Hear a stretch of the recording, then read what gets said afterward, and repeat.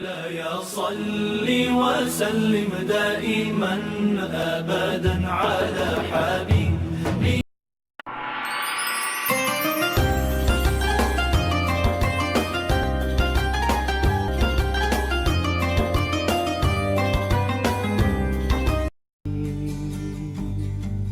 نظرة إلي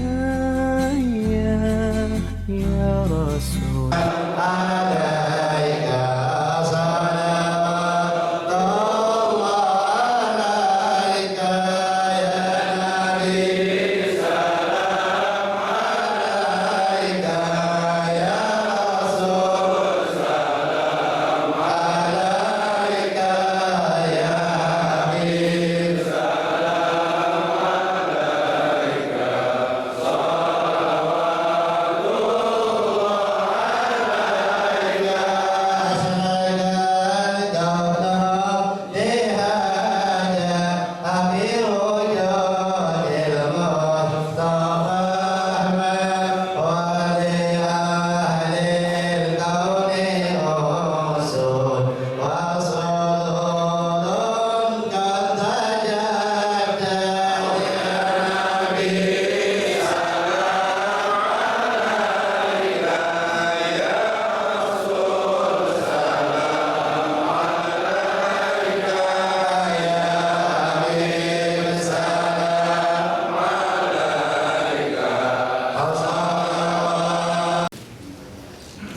yang sama-sama kita hormati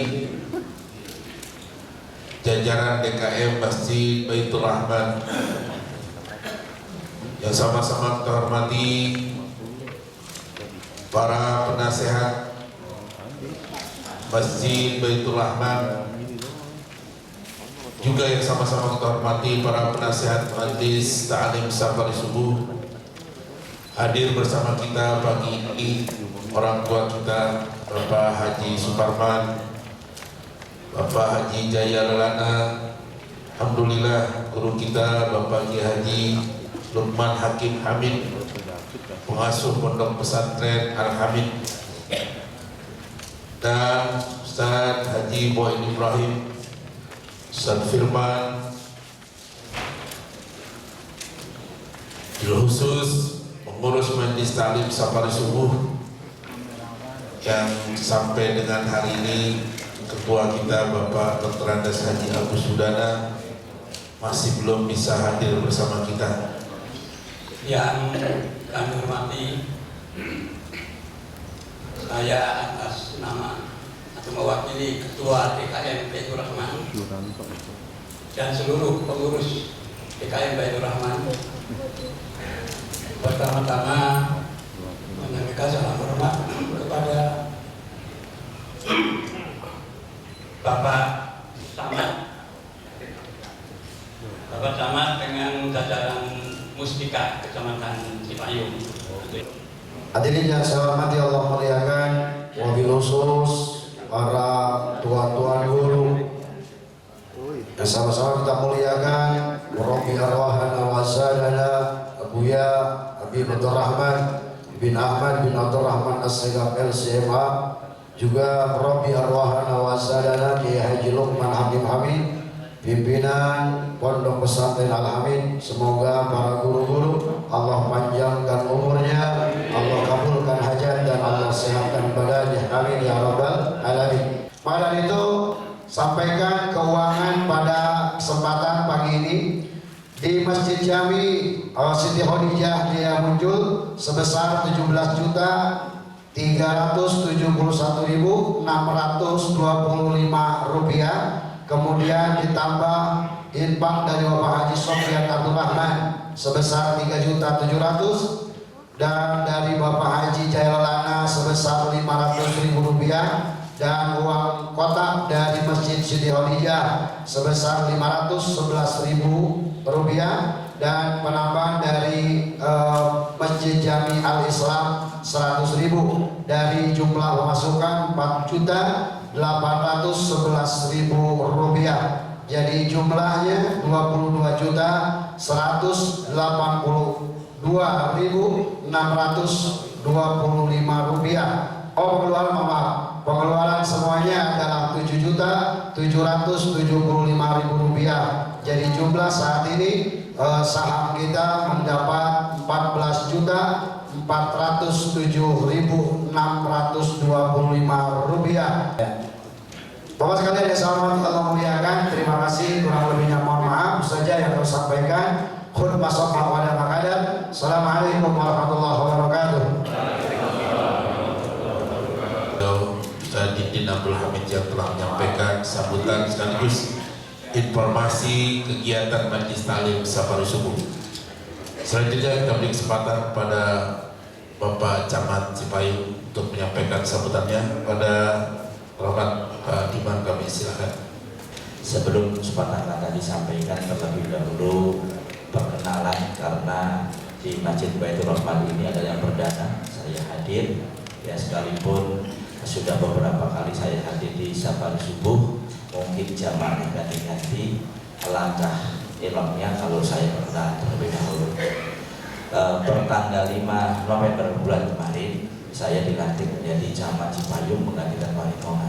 Wali Tona pindah ke Cipayung, ke Ciracas. Ya. Terus jajaran di Kecamatan Cipayung itu banyak yang roboh. Camatnya, wakilnya, sekjanya, para kasihnya. Jadi sisa tinggal dari 9 tinggal 2 yang selebihnya rotasi. Camat ada 8, yang 4 itu pergantian, yang 4-nya itu masih tetap, sekalipun cuma geser kembali. Nama saya Diman, tinggal di Cakung, Pak. Cakung dari ujung-ujung, ya. Anak saya 2, istri saya 1. Kebetulan istri saya juga dinas seperti saya di Kecamatan Cakung sebagai kasih besar. Jadi untuk tahun ini, untuk mengurangi penumpukan massa, diharapkan setiap lurah memiliki agenda, memiliki kegiatan untuk memeriahkan tahun tersebut.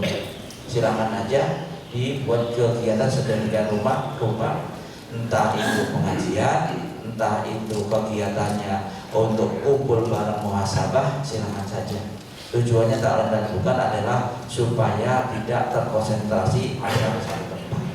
Mungkin itu yang perlu disampaikan, kurang lebihnya mohon maaf. Mudah-mudahan pergantian tahun 2025 ke 2026 ini berjalan dengan lancar, tidak ada arah melintang suatu apapun, dan mudah-mudahan tahun 2020 lebih baik daripada tahun 2020. Demikian, terima kasih. Assalamualaikum warahmatullahi wabarakatuh. Haji Jaya, Pak Kiai.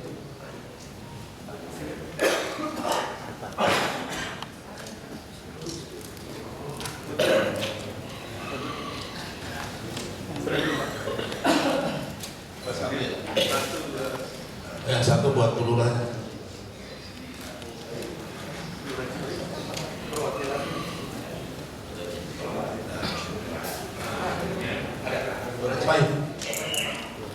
Lurah Cipayung ada? Diwakili Lurah 1 kali.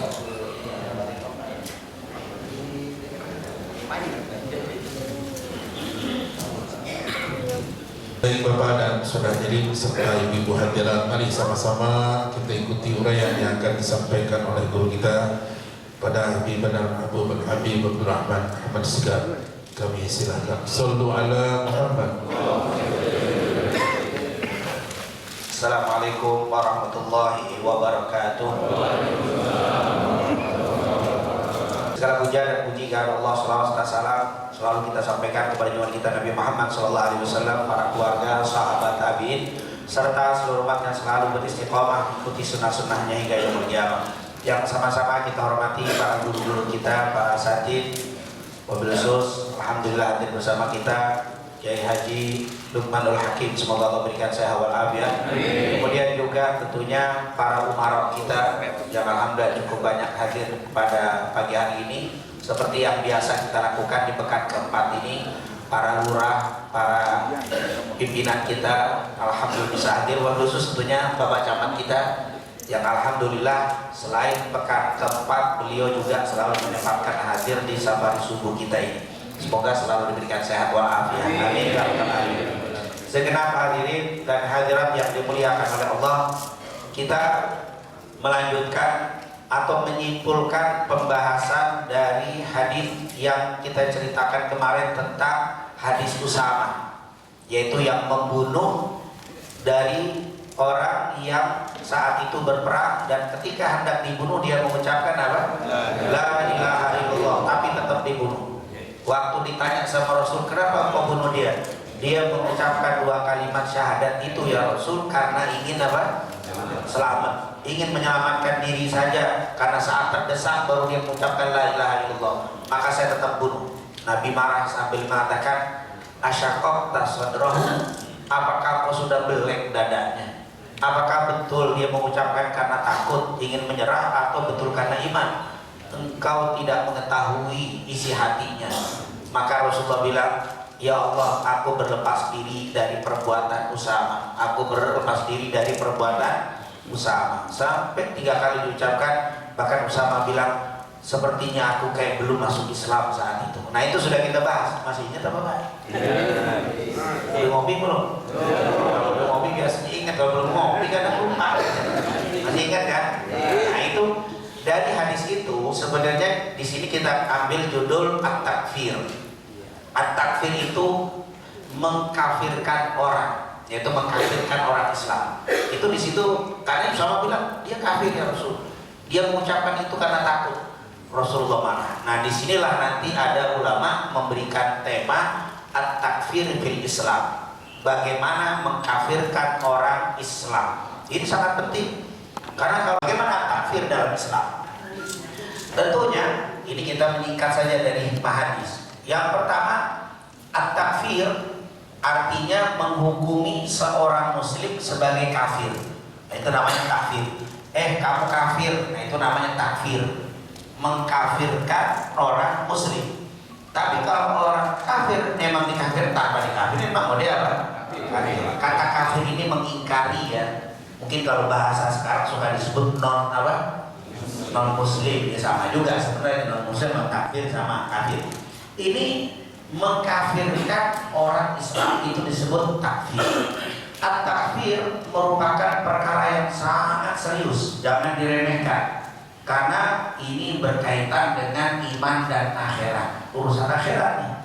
Ini bukan perkara kecil, urusan mentakfir. Maka kita harus berhati-hati di dalam takfir.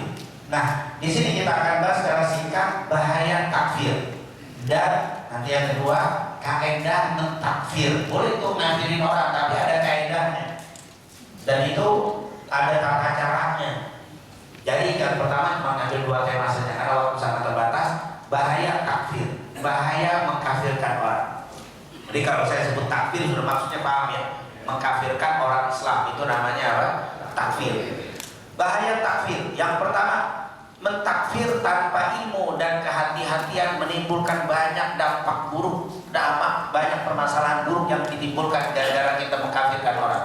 Apa? Di antara kafirkan orang. Berkata Abu Hurairah, Rasulullah bersabda, "Idza qala ar-rajulu li akhihi ya kafir." Ini hadis sahih Bukhari Muslim. Apabila ada seseorang yang berkata kepada saudaranya, berarti saudaranya muslim. Apabila ada seorang muslim bicara kepada muslim lainnya, ya kafir, kafir loh, gitu. Langsung gak ada tuh. Beda sama kayak orang kafir, beda. Kayak orang kafir berarti bukan kafir, bilang, kamu tuh kafir. Kamu melakukan itu kafir. Wah itu kalimat ini kalau memang betul orang itu kafir maka aman. Tapi kalau tidak kafir, kalimat tadi tuh balik ke dirinya sendiri. Maka dikatakan faqad ba'a bihi ahaduhuma, maka kembalinya pada salah seorang di antara keduanya. Kalau saya bilang kamu tuh kafir, ternyata dia benar kafir, selamat saya. Kalimat itu keluar kepada orang itu. Tapi ternyata saya bilang kamu kafir, ternyata kata Allah dia nggak kafir. Kalimat itu kembali kepada dirinya sendiri. Bid'ah, ternyata itu nggak bid'ah, kembali kepada kita. Itu menjadi muqtadi, kita menjadi ahli bid'ah. Jadi hati-hati tuh ngomong ngucapin itu, dia akan kembali. Kalau memang dia benar ya sama deh logikanya kita lihat orang jelek. Kalau dia ganteng, kita jadi jelek pada dia. Dan orang bilang, bukankah dia yang jelek, kamu yang jelek. Itu kembali ke kita kan. Kecuali dia emang jelek, aman. Jelek emang dia jelek, kita ganteng, aman. Tapi kalau kita bilang jelek, ternyata menurut orang dia ganteng, kita jelek, balik itu kalimat apa? Yang komenin bukan dia yang jelek, kamu yang jelek. Itu kalau nggak benar omongan. Ya bukan berarti kalau dia jelek boleh diomongin jelek, bukan. Tetap nggak boleh, artinya itu menghina. Itulah kalimat itu balik ke dirinya sendiri. Ini bahaya besar. Yang kedua, berkata Abu Dzar, Rasulullah bersabda, "Man da'a rajulan bil kufri aw qala aduwallah wa laysa kadzalik illa hara alaihi." Ini bukan kalimat kafir saja. Siapa yang mengucapkan kepada saudaranya, "Hei kufur, hei orang kafir, hei musuhnya Allah," ternyata dia bukan musuh Allah, dia yang jadi musuhnya Allah. Makanya hei bid'ah, mubtadi, hati-hati. Kalau nggak di ahli bid'ah, kamu yang jadi ahli apa? Itu kalimat akan kembali kepada diri kita. Maka jangan gampang mentakfir, jangan gampang mentabdik namanya. Kalau mentabdik itu membid'ahkan, kan itu akan kembali kepada diri kita. Hadir diriwayatkan oleh Masawil dalam kitab Masawil Akhlak. Kemudian orang yang mentakfir bahayanya menghalalkan yang haram. Menghalalkan yang haram. Apa? Takfir yang salah bisa berujung atau berefek pada menganggap halal darah muslim untuk ditumpahkan. Ini kan muslim, nggak boleh ditumpahkan. Kita kafirkan, berarti kan murtad, boleh dibunuh tuh orang. Paling bahaya. Kalau kita kafirin seseorang berarti darahnya halal. Antum berarti menghalalkan darah seorang muslim. Yang kedua, diharamkan untuk menerima warisan. Kalau kita bilang kafir, murtad. Kalau kita bilang kafir, berarti dia murtad. Kalau murtad mati, nggak dapat apa? Bapak meninggal, dia nggak dapat waris. Antum berarti mutusin harta, mutusin darah. Efeknya nggak gampang begitu doang.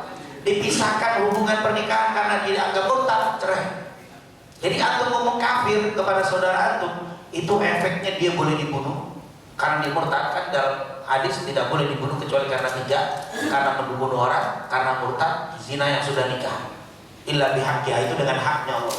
Yang kedua, berarti dia tidak dapat waris kalau bapak ibunya meninggal. Berarti dia harus cerai. Ditinggalkan jenazahnya tanpa disolatkan. Kalau dia meninggal, nggak boleh disolatkan. Cukup dikubur dengan cara murtad. Dan dilarang masuk ke masjid, diputus hubungan dengan orang muslim, tidak boleh didoakan. Kalau mati dia terlalu banyak ngomong kafir itu nggak gampang. Kafir ngafirin orang, tapi tetap aja dibolehin masuk masjid, nggak boleh. Dibolehin sholat, tetap keluarga berjalan. Antum ngafirin saudara antum, tapi cuma begitu doang, itu efeknya gede. Karena itu hati-hati mengkafirkan orang. Berarti kalau antum bilang, kamu tuh kafir sekarang, berarti saya boleh dibunuh dong. Berarti saya harus cerai sama istri saya karena murtad itu menjadi apa? Rusak pernikahan. Berarti saya akan dapat waris dong. Berarti saya kalau meninggal nggak boleh disolati. Berarti banyak efek ketika orang mengkafirkan orang. Nah, ini meniru kelompok sesat. Orang yang suka kafir-kafirin itu adalah kelompok khawarij. Nah, ini orang-orang yang suka ini dalil. Sejarah Islam telah mencatat khawarij sebagai kelompok yang gemar mentakfir kaum muslimin. Itu khawarij? Nanti sejarah khawarij panjang. Kemudian Imam Bukhari mengatakan Ibnu Umar menganggap mereka sebagai makhluk Allah yang paling jelek. Kata Ibnu Umar, ini hadis disebutkan Bukhari. Dan beliau berkata, sesungguhnya mereka yang mengambil ayat yang turun untuk orang kafir diperuntukkan kaum muslimin. Itu khawarij.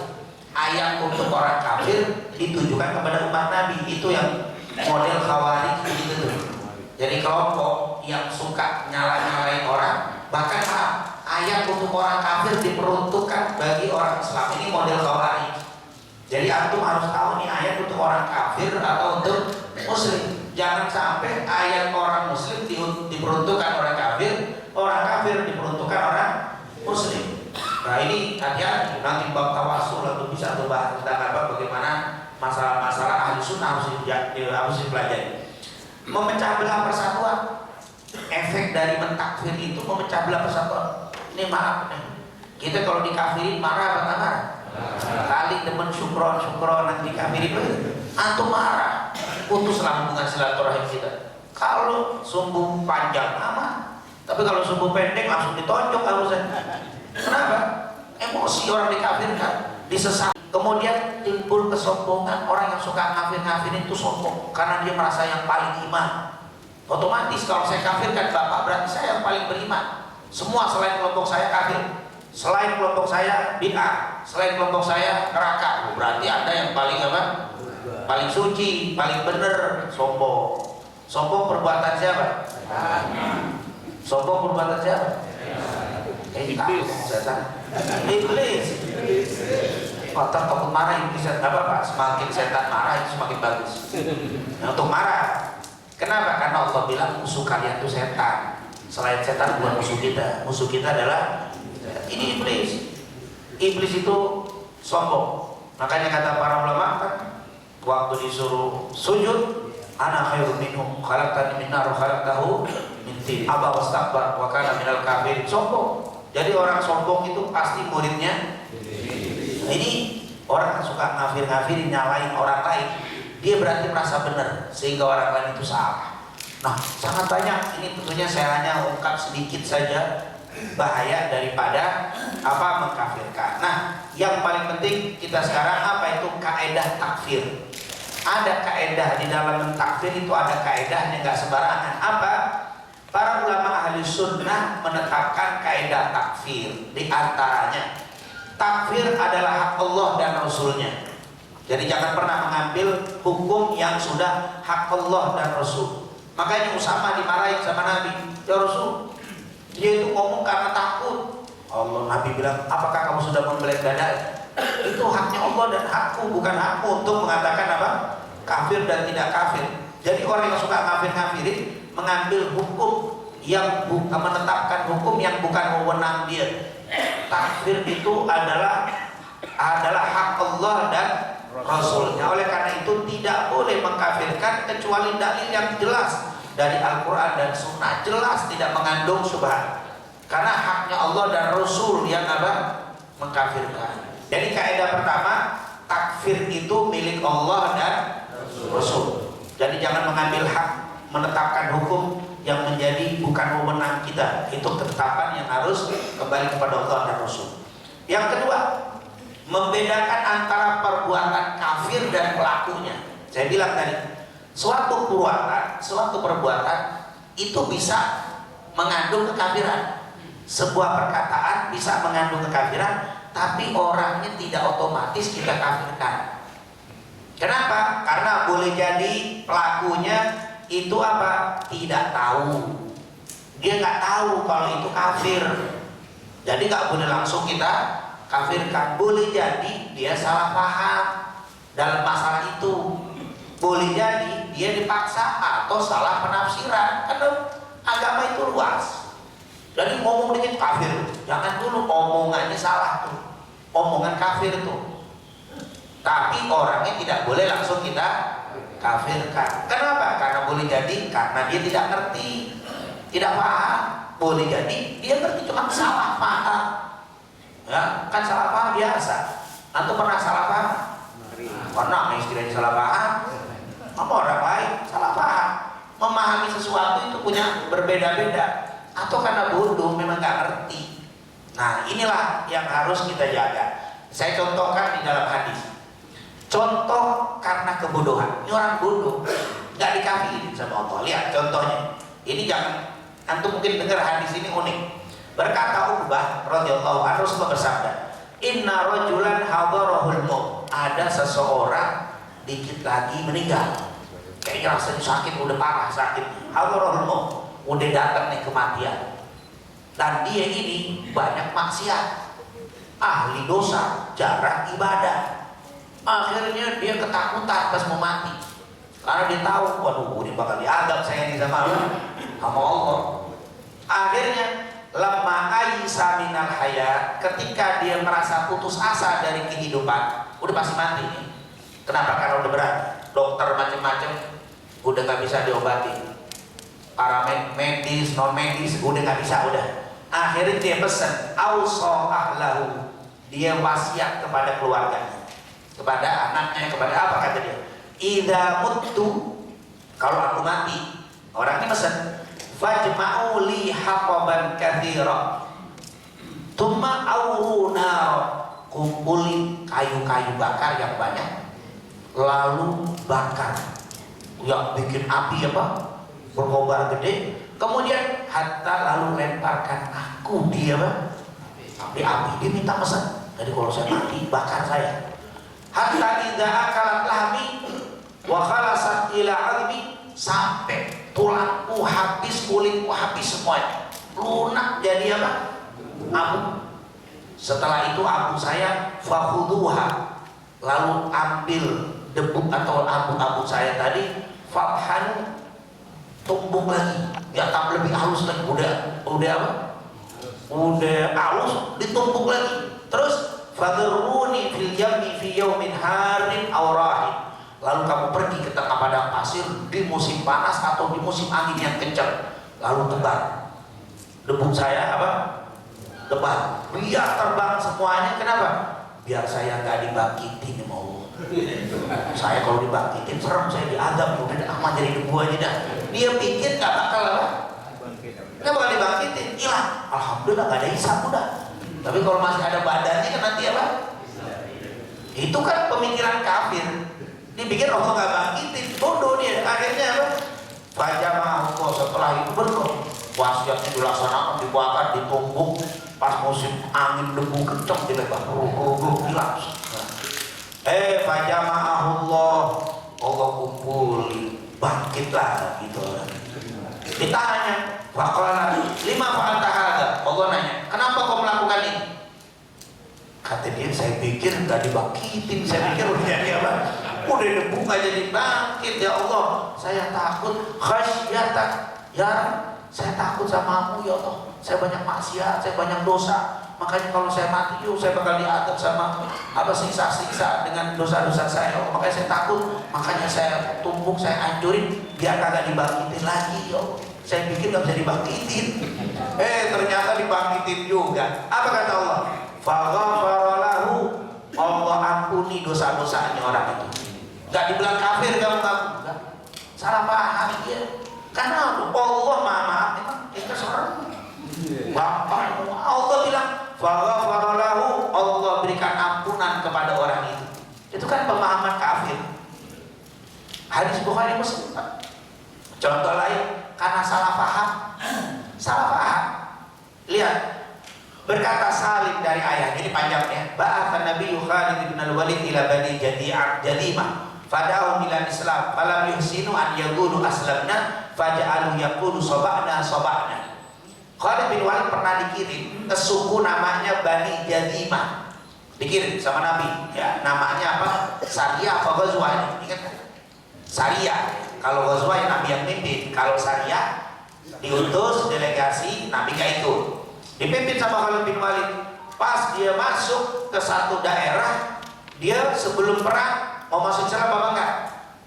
Karena sudah mau perang nih, sudah mau bertempur, Khalid nawarin dulu, kalau kalian masuk Islam nggak jadi perang, tapi kalau kalian nggak masuk Islam kami perang. Kebetulan suku ini nggak bisa ngomong aslamna, dia ngomong sobakna. Artinya sobakna itu aslamna. Khalid bin Walid nggak ngerti itu asobakna. Dia pikir wah kamu sobakna, dia pikir yang minum wayasam, langsung dibunuh sama Khalid bin Walid dan ditawar. Kenapa? Sobakna itu artinya dalam agama. Khalid bin Walid pahamnya dalam agama kakek moyang, bukannya Islam. Disuruh aslamnya dia ngomong apa? Sobakna. Akhirnya dibunuh semuanya. Dibunuh. Dalam riwayat sudah yang ketangkep aslamna, sobakna, dibunuh. Akhirnya ada beberapa orang gak berani, ini sobakna, kayak Islam nih kalimat sobakna ini gak bisa ngomong apa? Aslamna. Akhirnya nyampe ke Nabi, diceritakan apa kata Nabi Muhammad, Allahumma inni abra'u ilaika mimma sana'a Khalid marratain. Rasulullah bilang, ya Allah aku berlepas diri dari perbuatan Khalid. Ya Allah aku berlepas diri dari perbuatan Khalid bin Walid. Seperti yang dikatakan kepada siapa? Usama bin Zaid bin Harithah radhiyallahu anhu yang sudah kita ceritakan. Jadi tidak dibunuh gara-gara apa salah, tidak, dia salah paham. Mestinya aslamna dia ngomong sobat. Maka jangan kau bunuh. Boleh jadi dia nggak bisa ngomong tuh, ngomong apa? Boleh jadi orang yang memahami sesuatu salah. Kalau tadi kan karena bodoh, kalau ini karena salah. Maka jangan ngafirin orang. Boleh jadi dia ngomong itu karena salah, dia ngomong karena tidak paham atau salah memahami. Allahumma anta abdi wa ana rabbuk. Ini ceritanya orang lagi pergi naik otak, barang dagang bawaan bekal hidupnya dibawa di otak, jalan. Di tengah jalan dia capean istirahat di tengah padang pasir. Otaknya karena kecapean dia main tidur aja. Barang ini semua ada di otak. Tiba-tiba pas dia bangun, otaknya hilang di tengah padang pasir. Ini otak kalau nggak ketemu saya mati. Kenapa? Bekal, jangan semua ada di situ. Akhirnya dia cari di sekitar dia, nggak kelihatan tuh otak. Akhirnya dia bilang, ya Allah mati deh saya, ya Allah mati. Kenapa? Kendaraan nggak ada, makanan semua ada di situ. Akhirnya dia balik ke pohon itu, di bawah pohon dia berbaring pengen, udah katanya tinggal nunggu posisi mati, udah siap mati aja deh, saya tidur cari posisi mati, udah pasti mati, udah nggak mungkin apa. Udah di antara sadar nggak sadar dia buka matanya, ternyata si otak udah ada di depan matanya. Tuh otak tahu jalan kemana itu lagi apa? Ngeliat ini bosan kali nungguin dia bangun-bangun, dia jalan-jalan balik ke situ. Dia bangun, dia pegang otak, saking girangnya tuh orang ngomong apa? Allahumma anta abdi wa ana rabbuk. Ya Allah, engkau adalah hambaku dan aku adalah Tuhan. Itu ngomongnya gimana, kafir kan?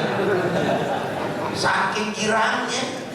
Ya Allah, Allahumma anta abdi. Ya Allah, engkau adalah hambaku wa ana rabbuk dan aku adalah Tuhan. Wah, kafir tuh ngomong ngaco. Allah dibilang Tuhan ini ya. Kalah Fir'aun. Kalau Fir'aun kan nggak mengecilkan Allah, cuma ngaku sebagai Allah juga. Ana rabbukumul a'la, saya Tuhan yang paling tinggi. Kafir. Tapi ini enggak, malah kebalik. Ya Allah, engkau adalah hambaku dan aku adalah Tuhan. Kalau kita dengar begitu kira-kira kafir kan? Tapi jangan dulu. Ini orang muslim yang ngomong nih. Ternyata saking girangnya kadang kepleset ngomong. Ini saking girangnya, udah gitu nggak taubat nih, nggak ngerti, dipikir bener ngomongnya, maklum lagi, saking girangnya tuh dipikir ngerti hidup lagi. Maka Allahumma anta abdi wa ana rabbuk. Berarti nggak setiap omongan yang mengandung kekafiran kita kafirin. Boleh jadi dia lagi sedih, boleh jadi dia maaf. Ada yang lagi, kalau kita malah sedang jatuh cinta, wahai kekasihku, tanpamu aku nggak bisa hidup. Itu kan musyrik itu, gila kan? Yang hidupin kamu siapa? Allah. Wah, itu lagi jatuh cinta. Jangan langsung antum kafirin. Ini main kafir-kafir aja. Lagu-lagu banyak yang kafir. Dunia milik kita berdua. Wah, kafir. Nah begitu Pak, ini lagi ngomong siapa ini? Jadi nggak setiap perkataan kafir bisa dikafirkan. Boleh jadi karena sedang jatuh cinta. Kalau jatuh cinta begitu. Oh, aku tidak bisa hidup tanpamu. Itu kalimat-kalimat jatuh cinta. Jadi antum itu harus bisa, kalau dalam bahasa anak kuliah namanya hermeneutika, ilmu hermeneutika, atau omongan itu nggak bisa diterjemahkan langsung, tapi dilihat siapa yang ngomong, sedang keadaan bagaimana, kondisinya bagaimana, itu mempengaruhi omongan apa. Itu tadi kalau bahasa Arabnya asbabul qaul, sebab omongan itu kenapa dia ngomong begitu. Oh lagi marah ngomongnya begitu, oh lagi benci, oh lagi sedih, oh itu berpengaruh. Oh lagi girang nih orang, kegirangannya sampai ngomong apa? Ya Allah, engkau adalah hambaku, aku adalah Tuhanku. Wah itu bukan hadis Muslim, sahih hadisnya. Jadi jangan dikafir. Bukan Allah kafirkan, tapi apa? Allah girang terhadap orang ini. Kenapa? Kalau ada orang yang bertobat, ini perumpamaan hadis Sahih Muslim. Kalau ada orang bertobat kepada Allah, Allah girang nemuin orang yang bertobat melebihi girangnya orang ini nih, sampai ngomongnya salah. Jadi ini bukannya apa? Ini kejadian dan itu tidak dikafirkan. Bahkan Allah girang sama Allah, girang banget sama. Padahal ya kalau bahasa kita mau kafir banget, gila. Allah dibilang apa? Hambanya dia Tuhannya, nggak ngaco, itu super ngaco. Seandainya ada riwayat 70 sahih semuanya mengatakan si A kafir, tapi ada satu riwayat lemah mengatakan orang itu nggak kafir. Ambil riwayat yang lemah, tinggalkan riwayat yang sahih demi menyelamatkan dan tidak mengkafirkan saudara. Oh, ini riwayatnya kagak ada mengkafir-kafirin aja. Riwayat yang sahih banyak, yang dhaif diambil. Justru terbalik. Ini menunjukkan ya'khudul qadhi wal mufti biha duna ghairiha. Mustinya sifat mufti memberikan hukum yang lemah, hadis lemah, tinggalkan 70 riwayat yang sahih supaya tidak menghukumi orang itu kafir. Ini luar biasa, Bang. Ini banyak nggak ngerti, makanya gampang apa? Kafir-kafir aja jam 7. Masih ada lagi sebenarnya. Jadi nggak boleh per orang itu ngafir-ngafirin orang. Ya jujur nih, kalau kita banyak bahas lebih detil, kejadian banyak kayak begini. Adik tetangga main ngafirin aja gara-gara beda apa? Beda paham, subhanallah. Kafir letaknya itu masalah, kafir itu masalah iman dan letaknya di hati. Karena urusannya di hati, jadi nggak bisa kita ngelihat hati orang, maka jangan apa? Ngafir. Kecuali dia ngomong saya murtad, saya kafir, baru itu orang kafir. Tapi kalau hanya perbuatan nggak bisa. Ini contoh-contoh gampang. Ini ada kuburan nih, kuburan wali, kuburan kiai, kuburan ulama. Kita datang. Saya lagi hajat nih, pengen nikah misalkan. Terus biar kabul nih, biar dapat jodoh yang baik, saya tawaf. Kuburan kiai, kuburan ulama, kuburan abarim, kuburan wali ditawaf 7 kali. Tahu 7 kali? Kira-kira kafir maka kafir? Bingung kita ya. Sekali lagi, perbuatan tidak menunjukkan hati. Lalu bagaimana? Harus ditanya sama dia. Pak, ngapain tawaf 7 kali begitu di kuburan si orang soleh itu? Saya bisa, kalau saya tawaf nanti si orang soleh ngasih saya jodoh. Nah, ini hati-hati nih. Masa orang soleh ngasih jodoh? Orang yang meninggal yang soleh tadi belum nikah. Boleh jadi Imam Nawawi belum nikah. Enggak, itu salah tuh. Itu masalah tauhid tuh. Dia isi salah. Bapak bisa kafir nih kalau begini. Tetap nggak boleh dikafir. Bapak bisa kafir. Bapak nggak boleh begitu. Yang benar Allah yang ngasih. Dinasihati dulu. Apalagi cuma ditanya, Pak, kenapa Bapak tawaf? Ya, semoga dengan tawaf saya, dengan amal soleh saya ini, Allah kumpulkan kepada saya dengan diberikan jodoh. Itu salah, tapi tidak ada hukum dengan kafir. Salah, Pak. Bukan kafir, jangan antum kafir, ini salah namanya. Kenapa? Dia pikir ngelilingin kuburan 7 kali digabulkan hajat. Yang kita tahu dalam syariat, tawaf nggak boleh kecuali Ka'bah. Saat tawaf di kuburan berarti apa? Salah. Kita bilang, Bapak salah. Perbuatan itu nggak dicontohkan sama Nabi dan Bapak nggak bakal digabulkan. Kenapa? Karena salah. Yang tawaf hanya ada di Ka'bah. Yang ada di sini berdoa kepada Allah dengan berkah ziarah, karena ziarah itu sunnah. Berkah dengan apa? Ziarah, Allah kabulkan hajat saya. Kayak kita, semoga Allah kabulkan hajat dengan berkah ngaji. Itu namanya apa? Tawasul dengan amal. Tapi kalau tawaf bukan amal soleh, itu salah. Tawaf cuma ada di Ka'bah. Jadi perbuatan itu nggak menunjukkan kekafiran, tapi hati. Makanya nggak boleh dengan perbuatan langsung kita kafirkan orang. Yang tadi saya tawaf biar yang ada di kuburan bangkit lalu mengabulkan hajat saya. Bapak ini kacau nih Pak, keyakinan Bapak bisa kafir nih. Harus dikasih tahu nasihat. Sangat bijaksana di dalam hukum takfir. Yang terakhir sebagai penutup, sebenarnya masih ada pendapat 4 mazhab di dalam mentakfir. Kaidah takfir dalam mazhab Hanafi, kaidah takfir dalam mazhab Maliki, kaidah takfir dalam mazhab Syafi'i, kaidah takfir di dalam mazhab Imam Ahmad. Semuanya sepakat 4 mazhab takut ngafirin orang. Nggak gampang. Kita ini lebih dari imam, lebih imam dari Imam Syafi'i. Ngafirinnya gampang banget, cuma miring-miring dikit kafir. Kita lihat tuh anak salaman, ada bapak-bapak salaman sama guru begini, kafir. La sujuda illa lillah, gak boleh sujud kecuali kepada Allah. Astagfirullah. Jadi kalau salaman mesti begini. Guru kecil-kecil dia gede, tarik guru begini. Karena dia takut nunduk, takut kafir. Ibunya kalau salah ditarik tangan. Kenapa nunduk begini sujud kafir? Wah itu gampang banget sih ngafirin orang. Cuma sujud doang. Sujud itu nggak semua sujud itu ibadah, nggak semua nunduk itu ibadah, nggak semua tegak nggak ibadah. Banyak orang yang tegak tapi hatinya sujud. Jadi hati, makanya jangan sampai urusan apa mentakbir. Sebagai penutup, Ali bin Abi Thalib waktu itu kan memerangi Khawarij yang suka ngafirin orang tuh di zaman Imam Ali nongolnya setelah perang Siffin. Su'ila Ali anil mukhalifina minal firaq. Imam Ali pernah ditanya, Imam Ali, bagaimana pendapatmu terhadap orang yang memerangi kamu dari kaum Khawarij? Akufarunhum, apakah mereka orang kafir?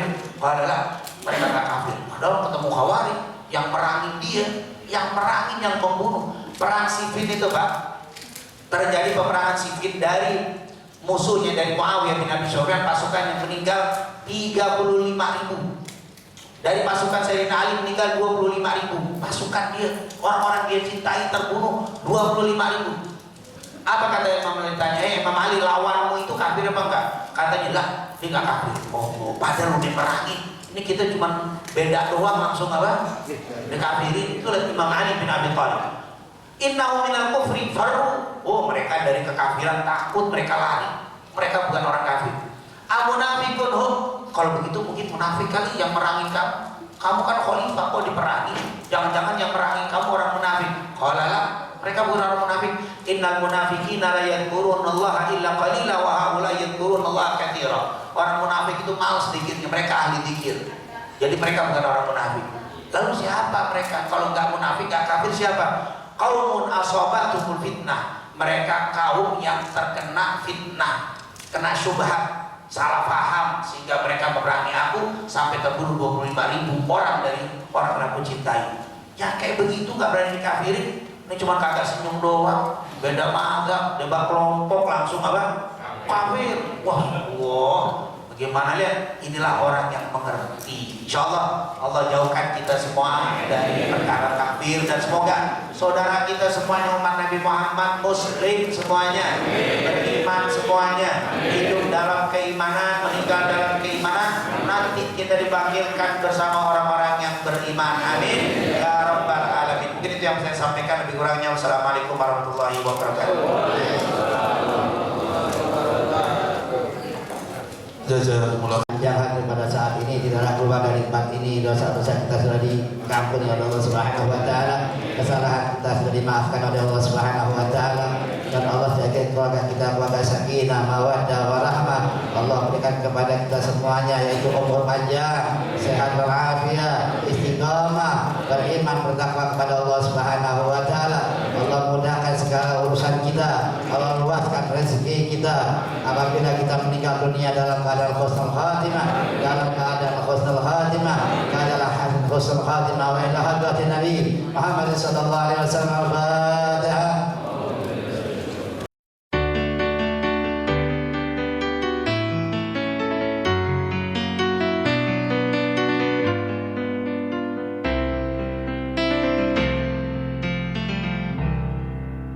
Ya Rasulullah,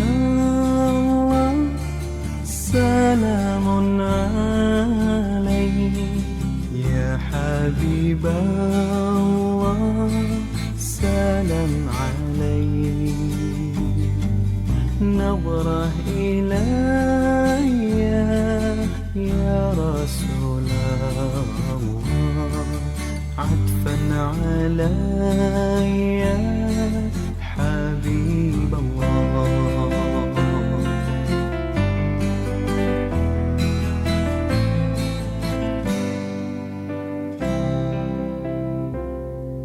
من نور طه صلاة لها ذكر الإله زيت إليها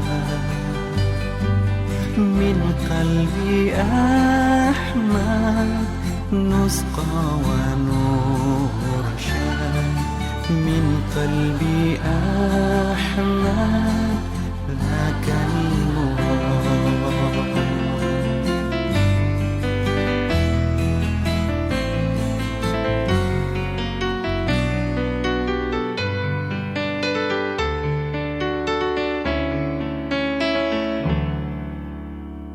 kasih Allah juga semesta,